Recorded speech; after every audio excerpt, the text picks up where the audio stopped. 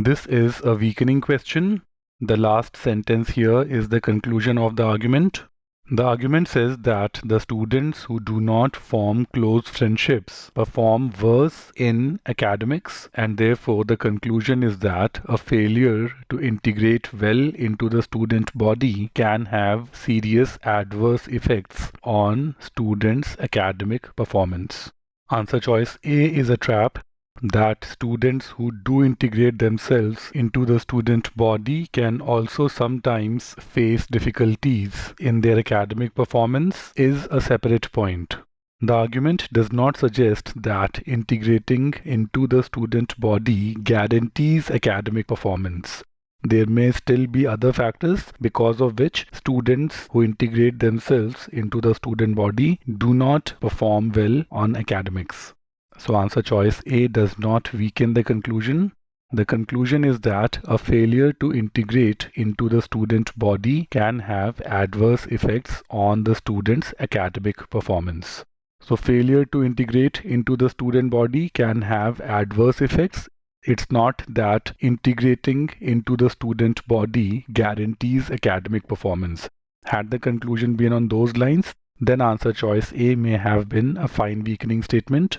In the current argument, this answer choice does not weaken the argument. Besides, another interesting point here is that it talks about only some cases, and therefore this answer choice is limited in scope. And therefore, unless the conclusion was something extreme, something on the lines that a student's integrating into the student body guarantees academic performance, this answer choice, which talks about only some cases, cannot weaken the argument.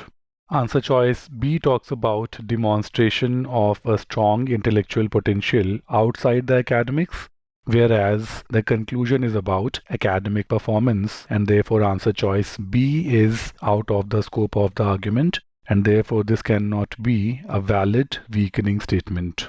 That a student's desire to integrate into the student body typically varies throughout the year is a general statement of fact.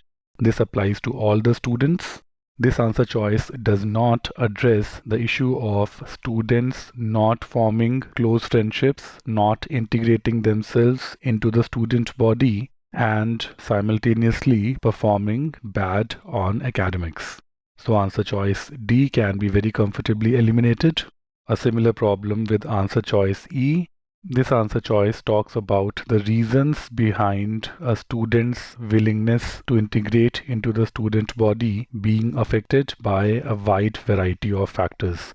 The argument is not so much concerned with the reasons that lead to a student's failure at integrating oneself with the student body. The argument is about such failure leading to poor academic performance. Answer choice E does not address the link between failure at integrating oneself into the student body and poor academic performance, and therefore this cannot be the correct answer choice. Let's confirm answer choice C now.